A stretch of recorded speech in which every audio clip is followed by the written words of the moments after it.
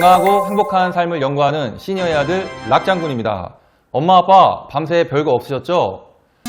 요즘 날씨가 왜 이렇게 더운지 모르겠어요. 우리 엄마 아빠 식사 잘 챙겨 드셔가면서 건강관리 잘 하시길 부탁드릴게요. 오늘은 이 치매만큼 이 많은 분들이 되게 궁금해하는 중요한 질환이 하나 있습니다. 그 이름 바로 파킨슨 병입니다. 이 파킨슨 병을 알아보고자 이 신경과 전문의 박종규 선생님을 모시게 되었습니다. 반갑습니다.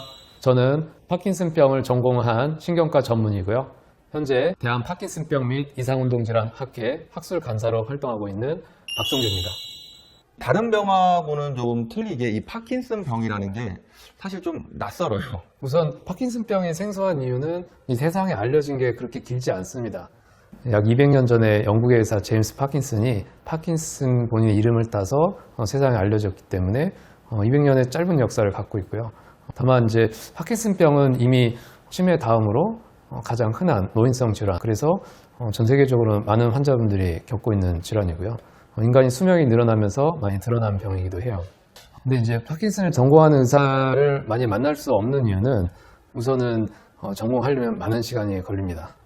일단은 의과대학을 졸업하고 신경과 전공의 시절을 다 보내고 나서 그 다음에 전공을 선택할 때 퇴행성 뇌질환, 그 중에서도 파킨슨병 분야를 전공을 해야 전문가라고 할 수가 있거든요. 그렇다 보니까 로컬뿐만 아니라 모든 대학병원이 파킨슨병 전문가를 가지고 있지는 않아요. 그래서 충남 지역에서는 제가 최초로 파킨슨 전문가로 오게 됐었고, 아직까지는 유일한 파킨슨 전문가로 활동을 하고 있습니다. 신경과 트레이닝을 4년을 하고 마치고서 추가로 선택을 해서 전공을 합니다. 그렇기 때문에 일반 필수 과정은 아니고요. 사실 저도 전공의 시절에 파킨슨 환자들은 입원해서 약 조절하는 좀 심각한 환자분들만 만나봐서 제가 알던 파킨슨 환자들은 대부분 병원에 의존해야 되는 그런 환자분들이었거든요. 근데 제가 전공을 하면서 느낀 거는 이게 굉장히 흔한 병이고 많은 사람들이 겪고 있고 증상도 굉장히 다양하고 중증도도 다양하다라는 걸 느끼게 됐어요. 대략적으로 그래도 한 몇 분 정도 혹시 이 전국에 계시는지 혹시 알 수 있을까요? 제가 처음에 학회에 들어갔을 때 딱 50명 정도가 계셨어요. 신경과에서도 파킨슨 전공한 분들은 학회에 다 모일 수 있을 정도로 적은 수였는데요. 현재는 200명 넘은 전문가들이 활동을 하고 있습니다. 다만 전공을 하신 분들 중에서도 지속적으로 하지 않는 경우가 많아요. 진료 자체 과정이 좀 복잡하고 좀 어려운 점도 많고 환자분들이 시간이 가면서 나빠졌을 때 대처하는 능력을 계속 키워가야 되는데 의사 스스로 계속 노력하지 않으면 이 질환을 다룰 수가 없거든요. 오늘 아주 상당히 귀한 선생님 모시고 왔습니다. 전국에 200명도 채 안 되는 파킨슨 전문이라고 하십니다. 그래서 오늘 특별히 제가 모신 만큼 우리 엄마 아빠들 집중해서 좋은 정보 많이 받아가시길 부탁드릴게요. 선생님, 이 파킨슨 병이란 도대체 어떤 병인 거죠? 네, 기본적으로 노화와 관련된 병인데요. 나이가 들면서 점차 느려지고 둔해지고 때로는 또 떨리기도 하는 증상이 나타나는 병이에요. 특징적인 거는 시간이 갈수록 점점 심해진다는 데 있습니다. 선생님, 그럼 이 파킨슨 병은 왜 걸리는 거예요? 네, 우선 다양한 원인들이 있지만 결과적으로는 뇌에 있는 도파민을 만드는 세포가 힘을 잃어가거나 아니면 그 숫자가 줄어들면서 증상이 나타나요. 그래서 퇴행성 뇌질환이라고 얘기를 합니다. 혹시 이 도파민이 뭔지 다시 한번 설명 좀 해주실 수 있을까요? 네, 도파민은 우리가 동작을 할 수 있게 도와주는 물질이에요. 우리가 생각하거나 아니면 뭔가를 하고 싶을 때 또는 움직일 때 뇌에서 도파민이 나와서 그거를 할 수 있게 도와주는 물질입니다. 다음으로 이 파킨슨 병에는 어떤 증상들이 있을까요? 흔히 느낄 수 있는 증상은 떨림이에요. 특징적인 거는 가만히 있을 때 저절로 떤다는 데 있어요. 이런 걸 이제 파킨슨의 양성 증상이라고 하는데요. 반면에 줄어드는 증상, 음성 증상은 느려지고 둔해지고 발걸음을 떼려고 하는데 보폭이 줄어들고 때로는 또 넘어지는, 사실은 운동 기능과 관련된 거의 모든 것들이 파킨슨의 증상이 될 수가 있어요. 그래서 다양한 증상들의 조합을 보고서 파킨슨병이 진행하고 있구나라고 알 수가 있습니다. 그럼 이렇게 손이 떨리는 수전증이라고 해야 될까요? 이것도 약간 파킨슨의 일종이라고 보면 되나요? 물론 파킨슨 증상 중에는 수전증 같은 떨림도 있어요. 네. 하지만 큰 차이점은 파킨슨병은 시간이 가면서 나빠지고 다른 증상들이 복합적으로 나타나요. 근데 수전증은 계속 유지가 되거든요. 그래서 전혀 다른 병입니다. 우선 주의하셔야 되는 게 파킨슨병 환자분들은 관리가 잘 되면 거의 정상인처럼 생활하세요. 그렇기 때문에 우리가 주변에서 그런 조금 부족한 증상들을 본다라면은 사실은 파킨슨병이 아닐 가능성이 더 많습니다.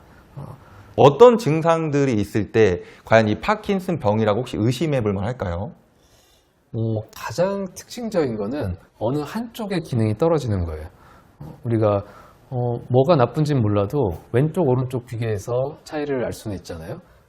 그래서 스스로 느끼기에 한쪽이 다른 쪽보다 기능이 떨어진다 하면은 먼저 의심해 볼 수 있고요. 대표적인 거는 동작이 느려지는 거니까 같은 동작을 반복했을 때 한쪽이 느려지는 걸 확인하는 것이 좀 필요하고요. 떨림이 있어도 가만히 있을 때 한쪽만 떨리기 때문에 어쩌면 본인보다는 주변 사람이 더 먼저 발견하기도 해요. 그래서 이렇게 한쪽의 기능이 떨어지는 걸 확인하는 것이 가장 중요합니다. 혹시 일상생활에서 혹시 이제 간단한 테스트를 통해서 혹시 알아볼 수 있는 방법이 좀 있을까요? 그러면 제가 진찰하는 법을 한번 보여드릴게요. 네네네. 아주 간단하거든요. 자, 우선은 손을 이렇게 쭉 뻗어봅니다. 손끝에 힘을 줘서 쭉 뻗어주시면 가장 큰 폭의 떨림을 볼 수 있어요. 지금은 특별히 이상은 없으시네요. 일단은 이렇게 해서 한 10초 정도 예, 유지를 했는데 어떠한 떨림이 별로 없다. 예, 그거 일단은 먼저 넘어가면 될 것 같고요. 너무 오래 하면은 더 떨리거든요. 자, 이 정도 하고 다시 이제 이렇게 모아보세요. 그래요? 이렇게 되면 네. 팔의 긴장이 풀리기 때문에 다른 종류의 떨림을 볼 수가 있어요. 네네. 이렇게 두 가지 떨림을 확인을 하고요. 그다음에 다시 뻗은 상태에서 네. 자, 이거를 끝까지 뒤집어 주세요. 네. 네, 이렇게 해서 동작이 완전히 나오는지를 확인을 하고 이제는 반복합니다. 몇 번 정도 반복하죠? 10번을 10번 정도. 끝까지 수행할 수 있으면 정상으로 판단합니다. 만약에 증상이 있다 그러면은 환자분들이 동작을 하다가 어느 한쪽이 느려지거나 박자가 어긋나게 됩니다. 이렇게 손쉬운 방법으로 이상운동 질환을 확인할 수 있습니다. 손을 폈을 때 떨림이 있다거나 반복적인 행동을 했을 때 규칙적이지 않고 뭔가 불규칙성이 있다거나 이런 현상들이 있을 때는 의심해 볼 만하다. 맞나요? 간단하게 네. 좌우의 차이가 날 때, 좌우의 차이가 날 때. 네. 그다음에 의심이 되면은 이제 손을 만져서 경직을 확인하게 됩니다. 이렇게 해서 좌우의 근육의 긴장도가 정상인지를 테스트해 보면은 우리가 이상이 있는지를 쉽게 알 수가 있어요. 파킨슨병을 다룬 의사는 이 진찰법을 통해서 거의 대부분 진단을 해냅니다. 그렇기 때문에 바로 확진 검사를 할 수가 있어요. 우리가 물론 확진은 굉장히 중요하고 신중하게 이루어져야 되기 때문에 다른 원인들이 있는지를 먼저 찾게 되는데요. 예를 들어서 뇌에 어떤 종양이 있다든지 아니면 뇌경색이 있다든지 뇌출혈이 있다든지 염증이 있다든지 이런 것도 파킨슨 증상을 비슷하게 일으킬 수 있기 때문에 그런 다른 질환을 먼저 선별을 해야 되고요. 그리고 확진 검사가 있습니다. PET-CT라 그래서 도파민 세포의 정도를 직접 확인하는 검사 방법이 있기 때문에 단일 검사로는 가장 확실하게 파킨슨병을 진단할 수 있습니다.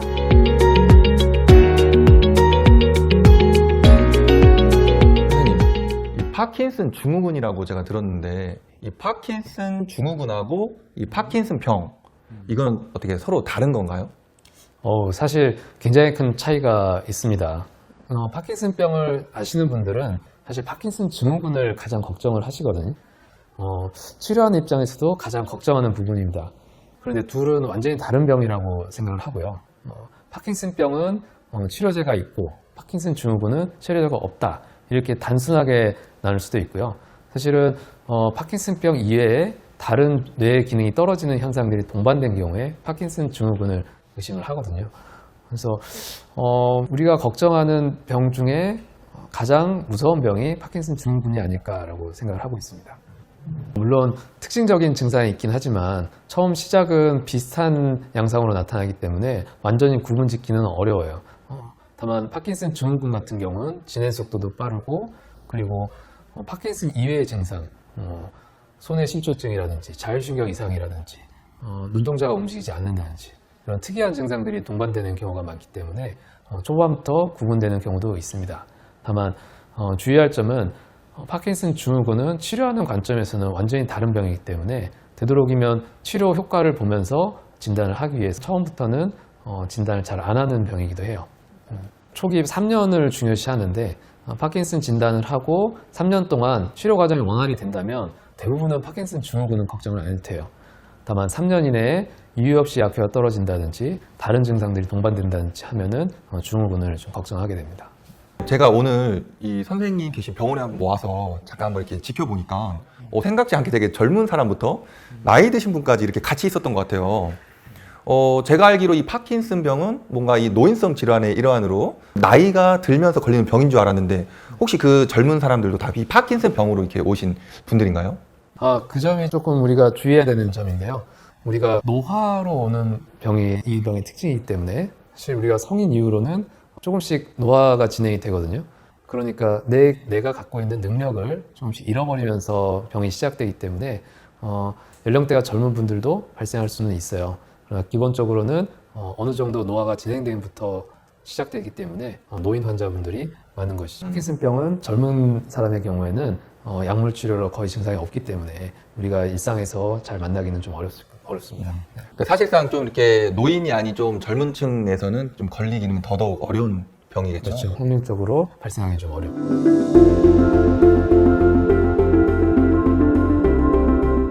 이 파킨슨 병에 걸리면 어떤 치료법도 혹시 있을까요? 굉장히 이제 파킨슨병이 놀라운 점인데요. 우리가 파킨슨병이 뇌 도파민이 부족해지면서 증상을 일으키는 병이잖아요.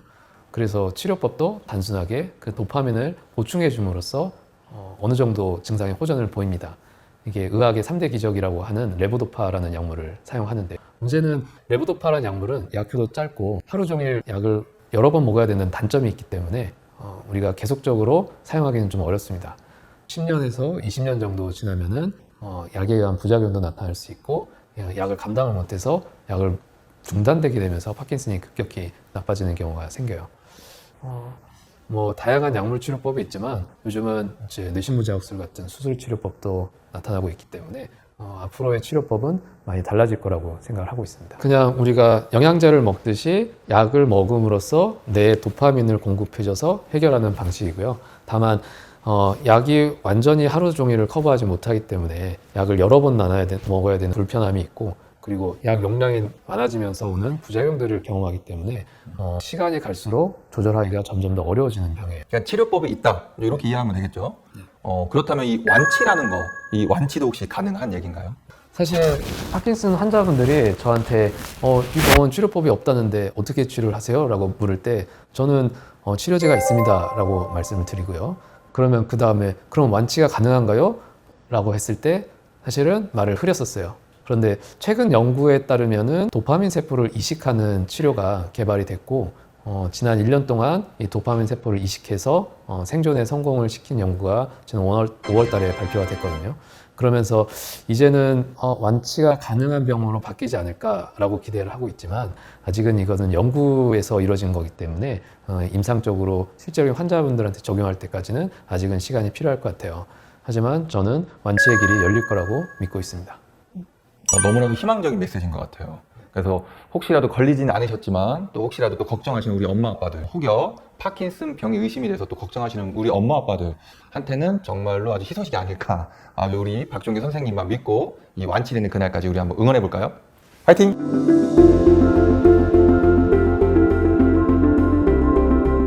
이 파킨슨 병을 예방하기 위한 좋은 방법들이 있을까요? 굉장히 좋은 질문이십니다.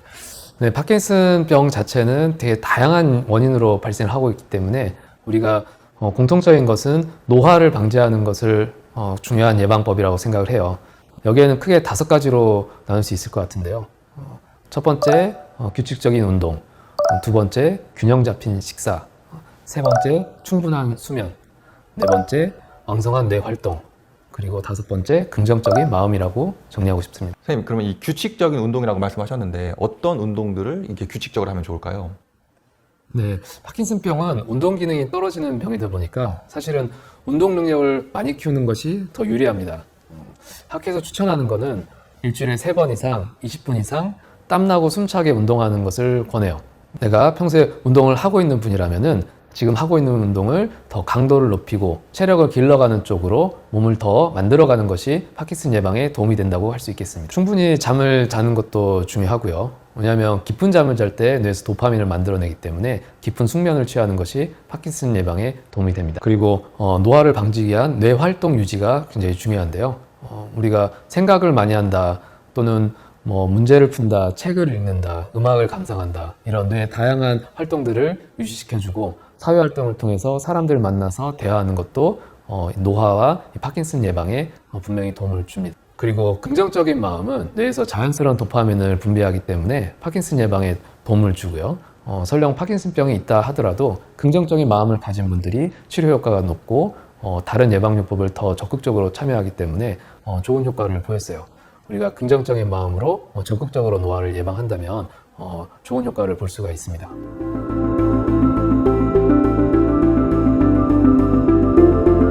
그 다음 파킨슨병은 식단하고도 밀접한 관련이 있습니다. 나한테 맞지 않는 음식을 먹었을 때 장에서 소화 흡수가 안 되면서 뇌를 공격을 해서 파킨슨병을 일으킨다는 연구도 있을 정도로 식단과 파킨슨병은 밀접한 관련이 있는데요. 평소에 나한테 맞는 그리고 나한테 맞지 않는 음식을 가려서 하는 식단을 가진다면 파킨슨을 충분히 예방할 수 있다고 생각을 해요. 최근에는 그리스에서 연구를 했는데 지중해식 식단을 했던 환자분들이 파킨슨병이 진행이 늦춰졌다라는 연구가 있었어요. 그래서 연구를 확장해 봤더니 지중해식 식단을 하는 환자들한테서 파킨슨 발병률이 떨어지는 것을 발견할 수 있었습니다. 그래서 어떤 식단을 갖느냐도 파킨슨병에 중요하다고 알려지고 있어요. 이 지중해식 식단에 대한 거를 안 듣고 넘어갈 수가 없을 것 같아요. 되게 중요한 지금 얘기를 해주신 것 같은데 이 지중해식 식단이 무엇인지 또 어떻게 먹으면 되는지 지중해식 식단에 대한 팁도 좀 알려주실 수 있겠어요? 네, 그 연구가 발표되고 저도 궁금해서 많이 조사를 해봤었는데요. 원리는 단순합니다. 기본적으로 생야채, 채식을 기반으로 하고 단백질 보충을 생선으로 하고 그 다음에 육류, 그 다음에 유제품류 그리고 동물성 지방을 적게 섭취하는 것을 특징으로 해요. 이외에도 아몬드 같은 견과류를 많이 섭취하는 것도 권유를 하고요. 산화가 되지 않은 신선한 기름을 자주 섭취하는 것도 지중해식 식단의 중요한 점입니다. 지금 잠깐 얘기를 들어봤지만 결국 이 채소류, 그다음에 단백질, 그다음에 견과류를 많이 섭취하면 좋다. 사실 이제 붉은색 고기 쪽은 포화지방이 많고 파킨슨 환자분들이 장이 느려지는 현상들이 많이 있기 때문에 장내에서 소화흡수가 느린 붉은색 육류, 지방이 많은 부분은 피하는 게 좋고요. 그리고 가공육, 햄이나 소세지 같은 가공식품들은 실제 파킨슨하고는 좋지 않은 결과가 많았어요. 그래서 이런 것들을 피하는 게 좋습니다. 더불어서 변비나 이런 것들을 많이 관리를 해줘야 되기 때문에 수분 섭취를 늘리는 것이 상당히 중요하다고 알려져 있어요. 파킨슨병이 걸린 환자가 집에 혹시 있다. 이랬을 때 가족들이 해야 될 그런 것들이 있을까요? 우선 파킨슨병은 시간이 가면서 조금씩 나빠지는 특성이 있어요. 그래서 이걸 지켜보는 가족들도 처음에는 희망을 갖지만 시간이 가면서 많이 힘들고 지치는 경우를 많이 보게 됩니다.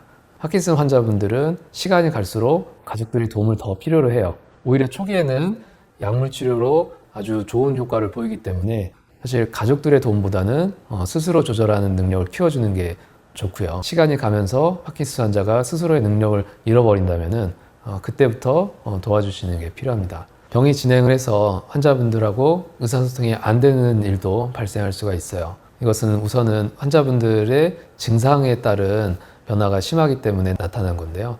가족들이 보시기에는 굉장히 고집스럽고 또 자기 얘기만 하는 것처럼 보일 수도 있습니다.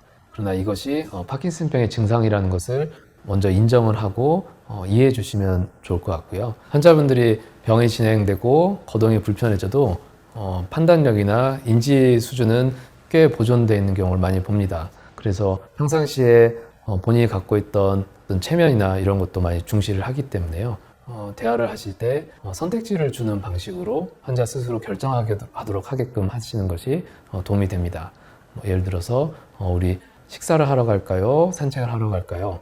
라고 해서 크게 방향을 잡고 식사를 하시겠다 하면은 본인이 좋아하시는 어떤 음식들 나열해 두고 이 중에서 어떤 걸 드시겠어요? 라고 하면은 대부분 환자분들이 스스로 결정을 합니다. 그리고 병이 진행하면서 환자분들이 약효에 따라서 증상이 좋아지기도 하고 나빠지기도 하면서 기분도 좋아졌다, 나빠졌다 하는 경우를 많이 봅니다. 이럴 때 이제 가족들이 대하기가 상당히 어려운데요.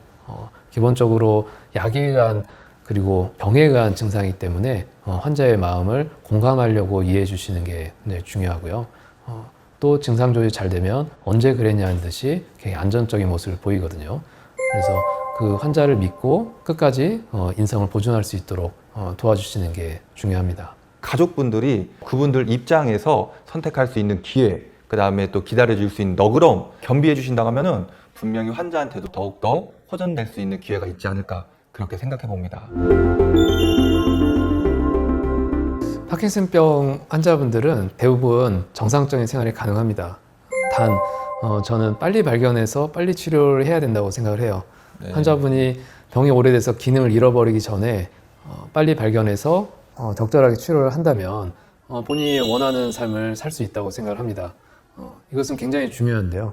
환자분들이 병에 대한 두려움 때문에 병원에 오는 것이 늦어지고 진단이 늦어져서 본인의 기능을 잃어버린 상태 또는 직업을 잃어버리고 내원하시는 분들을 보면은 굉장히 안타까울 때가 많거든요.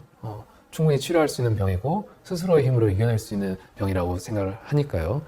증상이 의심된다면 진료를 하시고 확실하게 대답을 듣는 것이 좋을 것 같습니다. 파킨슨 병을 앓고도 그러면은 좀 건강하게 잘 살 수 있는 그런 사례들도 많이 있다라는 거죠. 그럼요. 최근에는 제 환자분 중에는 제가 완치됐습니다라고 얘기한 분도 계세요. 왜냐하면 이분은 물론 이제 약을 복용하고 있기 때문에 완전히 나았다고 할 수는 없지만 등산도 다니시고 이제는 10월 달에 마라톤도 나가시겠다고 하는 분이 계시거든요. 진짜요? 그게 가능한 얘기인가요? 이분이 처음에는 걷는 것도 좀 힘들어 하셨던 분이세요. 네. 그런데 놀랍게도 약물 치료 반응도 좋았고 스스로도 굉장히 열심히 노력을 하셔서 오히려 병이 생기기 이전보다 더 건강해지셨다고 저는 생각해요. 그러면은 이 약물 치료도 약물 치료지만 또 선생님 병원에는 또 어떤 다른 또 치료법도 제가 있다고 들었는데 혹시 또 어떤 또 치료법이 있어요? 약물 치료로서 해결 안 되는 부분들이 바로 이제 척추 문제입니다. 파킨슨병을 빨리 발견하고 치료할수록 좋은 점도 시간이 가면서 증상이 나빠지면은 몸이 이렇게 구부러지는 현상이 나타나요. 그럼 무게중심이 앞으로 쏠리니까 걸음걸이가 더 줄어들고 넘어지는 일도 발생을 하거든요. 환자분들이 초기에 발견을 하고 이 척추 건강을 지키기 위해서 열심히 운동을 하고 또 교정 치료를 통해서 척추를 세울 수 있다면은 파킨슨병의 진행을 막을 수 있다고 생각을 해요. 그래서 저희 병원에서는 직접 환자들의 척추 상태를 파악을 해서 운동, 도수치료, 물리치료 이런 기법들을 통해서 건강을 지키는 법을 알려드리고 있습니다. 우선은 좀 파킨슨병이라는 거는 계속 나이를 들어가면서 관리해 나가야 되는 병이에요. 그러다 보니까 한 가지 방향으로만 해결되지 않는 부분들이 많이 생기거든요. 우선은 기본적인 치료법은 약물 치료입니다. 파킨슨병은 뇌에 있는 도파민이 부족해지는 병이기 때문에 도파민을 공급해 주는 게 가장 자연스럽고 확실한 치료법이에요. 다만 우리가 약으로만 할 수 없는 많은 문제들이 있기 때문에 이런 걸 같이 해결하기 위해서 제가 나름의 치료법을 고민하게 됐고요. 제가 그동안 하고 싶었던 치료법들을 다 모아서 이 병원에 모아놨습니다. 그런 것들을 오늘 소개시켜 드릴게요. 네. 그러면 오늘은 이 약물 치료를 넘어서 또 다른 치료법이 있다는 건데 그 치료법 정말 궁금합니다. 그럼 지금부터 하나하나씩 한번 짚어보면서 한번 이 치료법에 대해서 설명 좀 부탁드려보겠습니다. 네, 파킨슨병은 뇌에서 오는 병으로 잘 알고 계시잖아요. 네. 그런데 환자분들이 처음 증상이 시작할 때는 이게 뇌에서 오는 건지 어디서 오는 건지 알 수가 없어요. 떨림이 나타났을 때 손이 떨리지 뇌가 떨리지는 않거든요. 맞습니다. 그렇다면은 애초에 시작하는 점이 떨리는 것이 꼭 뇌에서만 오는 건 아니기 때문에 우리가 떨림을 유발할 수 있는 각 기관들, 특히 목에서 오는 척수신경, 그다음에 말초신경, 그리고 근육, 뼈, 관절 이런 것들을 살펴보고 거기서 치료법을 찾기도 해요. 첫 번째로 소개시켜드리고 싶은 거는 말초신경을 확인하는 신경전도 검사와 근전도 검사입니다. 이를 통해서 뇌에서 오는 신호가 팔다리 끝까지 잘 전달되는지를 확인할 수가 있고요. 만약에 이상이 있다면 근전도 검사를 통해서 그 위치를 찾아서 해결을 하려고 노력할 수가 있겠죠. 척추 2번, 3번 압박골절이 있어서 오랫동안 고생을 하셨었고 이제 그 부위의 척추랑 근육은 회복된 상태예요. 그런데 신경은 아주 가는 신경들이 아래쪽으로 내려가고 있기 때문에 구조가 회복됐더라도 신경은 눌려 있을 수 있거든요. 오늘 그 부위를 찾아서 해결을 해볼게요. 따끔하세요. 네, 지금 이런 소리 들리시죠? 따닥따닥 하는 소리들이 이제 신경 눌림에 의해서 근육에서 나오는 이상 반응이에요. 사실 말초신경이란 거는 평생 우리가 쓰는 전깃줄 같은 거예요.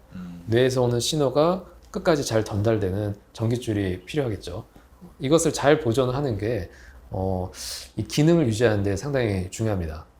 그런데 이 신경줄은 뇌에서 빠져나오는 순간, 그리고 척추를 통과하는 순간, 그리고 근육 사이를 통과하면서 잘 눌릴 수도 있어요. 이걸 통해서 기능이 떨어질 수가 있는데 이런 걸 간과하면은 만약에 척추에서 나온 말초신경이 손상이 되면은 사실 아직까지는 회복시키기가 어렵습니다.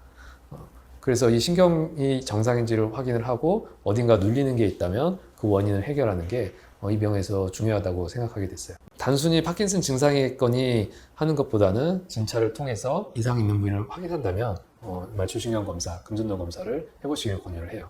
이 근전도 검사 외에 또 다른 어떤 검사법이 또 있을까요? 네, 저희 병원에서는 기본적으로 환자분들이 경험할 수 있는, 겪을 수 있는 이상 증상에 대해서 혈액 검사라든지, 엑스레이 촬영이라든지 이런 걸 통해서 파악을 하고 있고요. 추가적으로 특별하다고 할 수 있는 거는 혀의 진찰이에요. 혀요? 네. 이 혀요? 네. 여기가 한의학도 아닌데 이 혀로 이 진찰을 볼 수 있다는 게 사실인가요? 혀의 진찰은 한의학 쪽에서 발달해 있는데요. 의학 쪽에서는 많이 다뤄지진 않았어요. 그거는 혀라는 장기 자체가 굉장히 변화가 다양하고 그리고 개인차도 크고 한 명당 변화도 많기 때문에 이거를 정량적으로 계측을 하고 파악하기는 어려운 구조예요. 내가 무슨 음식을 먹는지, 밤에 잠을 어떻게 잤는지 이런 거에 따라서 변화를 하니까요. 그런데 어떻게 이 선생님께서는 이 혀를 통해서 검진을 볼 수 있다고 하시는 거죠? 저는 이제 우연한 계기로 진찰을 하다가 파킨슨 환자가 증상이 있는 쪽에 혀에 이상이 있다는 것을 발견하게 됐어요. 그 뒤로 여러 환자들을 진찰해 본 결과 혀의 방향이 바뀐다든지 혀의 위축이 온다든지 혀에 이빨 자국이 남는다든지 혀의 색깔이 변한다든지 이런 다양한 것들이 있다는 걸 알게 됐어요. 그래서 전체적인 환자들의 혀의 형태를 분석을 해서 인공지능으로 이게 정상인지 비정상인지 그리고 각각 개인이 갖고 있는 혀의 정보를 데이터베이스화해서 스스로 악화되는지 좋아지는지를 알 수 있는 연구를 하고 있습니다. 그거를 직접 이렇게 혀를 보시면서 하는 건 아닐 거 아니에요. 뭔가 장비나 어떤 의료 시스템이 좀 있을 것 같은데 그것도 한번 설명을 좀 부탁드려 볼게요. 네, 때마침 놀랍게도 혀를 측정하는 혀의 사진으로 분석하는 장비가 의료 장비가 개발이 됐어요. 작년 말에 처음 개발이 완료가 돼서 그 첫 번째 기계를 저희 병원에 도입을 했습니다. 콧대 목상을 괜찮으시고요. 더 크게 최대한 크게 해보실게요. 그대로 이렇게 움직이지 마세요. 한 번 더 찍겠습니다.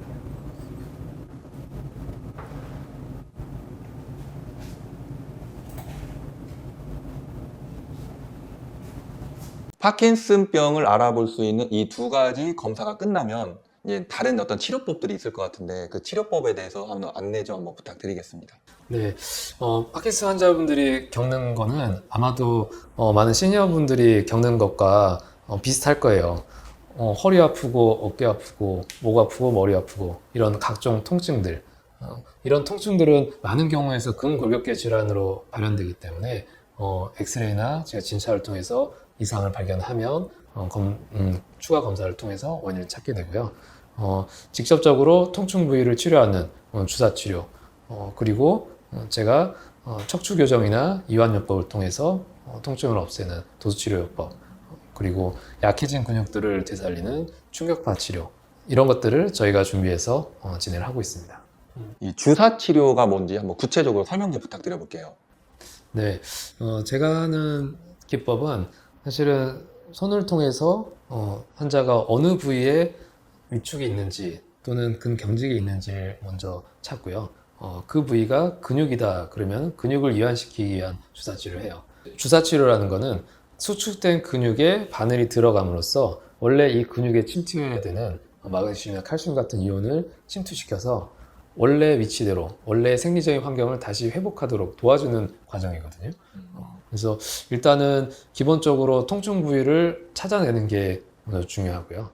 이것이 만성적인 건지 아니면 최근에 생긴 건지 구분을 해서 주사 치료를 결정을 합니다. 주사 치료를 하게 되면 어떤 즉각적인 바로 효과까지도 볼 수 있는 건가요? 맞습니다. 외과적 처치라고 볼 수 있고요. 이상 부위를 찾았을 때 주사 치료를 해서 즉각적으로 호전을 보이는 것까지 의사가 확인을 할 수가 있어요. 물론 환자분도 느낄 수가 있고요. 저희가 하는 치료 중에서는 가장 즉각적인 치료라고 볼 수 있습니다. 네. 주사라는 행위 자체가 그렇죠. 통증을 유발하기 때문에 네. 많은 분들이 이런 부분을 염려를 하시고요. 그래서 아픈 분들이 받는 치료다라고 생각하시면 되겠습니다. 실제 많이 아픈가요? 네. 많이 아파요? 네. 그래도 이 주사 치료를 하게 되면 좀 즉각적인 좀 효과는 볼 수 있다.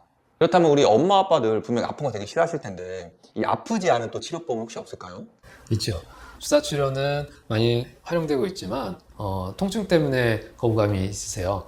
그래서 저는 이제 도수 치료 기법을 도입해서 통증을 줄이고 척추를 교정하는 치료를 하고 있어요. 카이로프랙틱 매뉴버라고 하는데요. 네. 근데 의학적으로 우리가 내과 의사가 있고 외과 의사가 있는 것처럼 손으로 환자를 치료하는 의사들이 전 세계에 많이 존재합니다.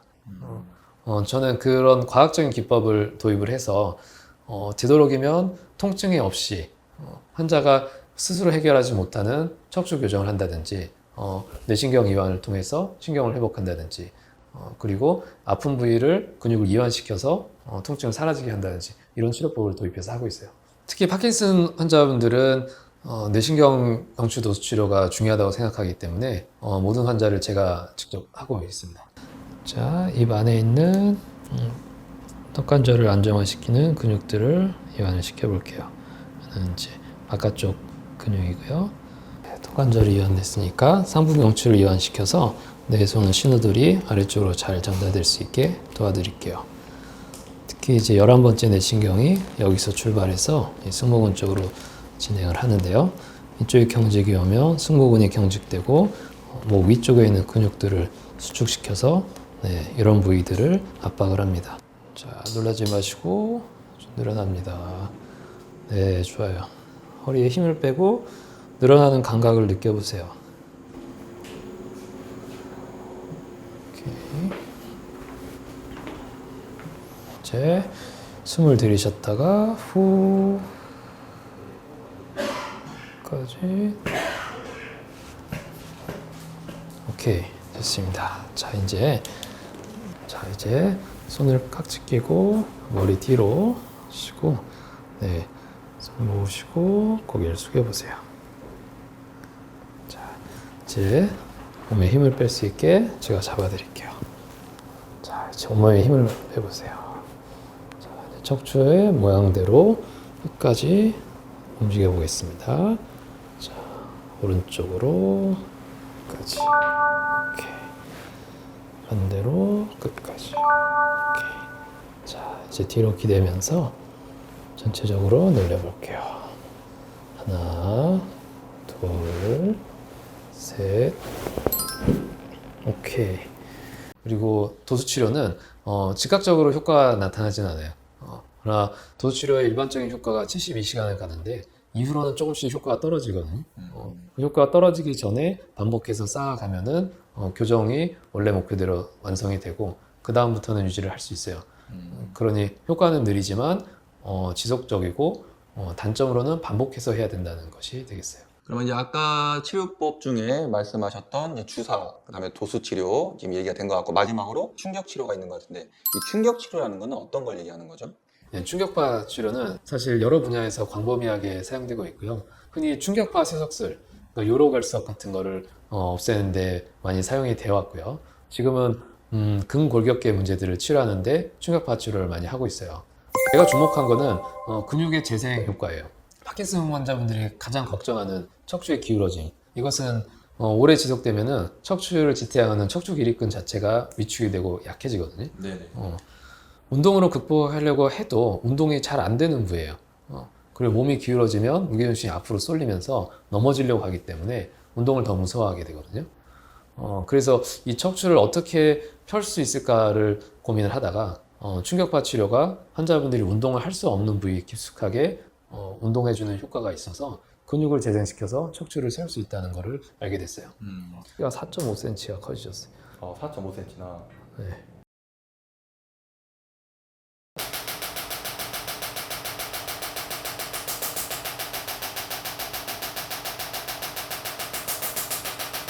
네, 충격파 치료는 마치 우리가 운동을 여러 번 해야 근육이 생기는 것처럼 반복하면서 효과를 쌓아갈 수 있고요. 그래서 운동이 가능하지 않은 분들이 운동할 수 있는 단계로 만들기 위해서 효과를 내고 있어요. 그 다음으로 소개시켜 드릴 거는 경두개 자극술이에요. 그러니까 자기장을 이용해서 뇌를 물리치료한다라고 생각하시면 될 것 같아요. 이 뇌를 물리치료가 가능한가요, 이 뇌도? 기본적으로 우리의 뇌는 많은 뇌세포들이 서로의 신호들을 교환을 하고 있어요. 특히 운동 기능에 관련해서는 왼팔, 오른팔, 왼발, 오른발 다 제각각이듯이 각각의 뇌세포들이 각각 다른 방향으로 신호를 내면서 혼재되어 있거든요.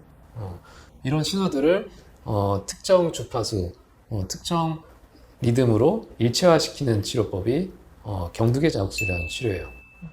이것은 운동기능뿐만 아니라 우울증이나 인지저하, 그리고 불면증, 그리고 각종 통증에도 효과가 있는 치료법으로 알려져 왔어요. 그래서 치료를 거듭하면서 이제는 반복해서 치료하면 좋아질 수 있다는 결과를 얻게 됐습니다. 그래서 파킨슨 환자한테 적용해 봤을 때 개인차는 있지만 일정 부분은 효과가 있고요. 약물치료나 운동요법의 보조수단으로 활용할 수 있다고 생각을 하고 있습니다. 이 파킨슨 환자분들한테는 이 약물 치료가 사실은 거의 절대적으로 좀 의존을 했던 것 같은데, 이 약물 치료 이외에도 또 다른 이렇게 다양한 치료법이 있다는 거, 이 정보는 너무나도 소중한 정보고 우리 엄마 아빠들한테 되게 유익한 정보가 아니었나 또 그런 생각이 듭니다. 그럼 마지막으로 이 영상을 보고 계시는 우리 엄마 아빠 혹은 파킨슨 환자분들께 혹시 해주고 싶은 응원의 메시지 있으면 좀 부탁드리겠습니다. 아무리 어려운 문제도 답이 있듯이 아무리 어려운 상황에서도 늘 희망을 잃지 마시고 어려움이 있을 때 새로운 치료법들이 해결해 줄 수 있다는 희망을 꼭 가지시고요. 늘 건강을 지켜가시길 바라겠습니다. 감사합니다.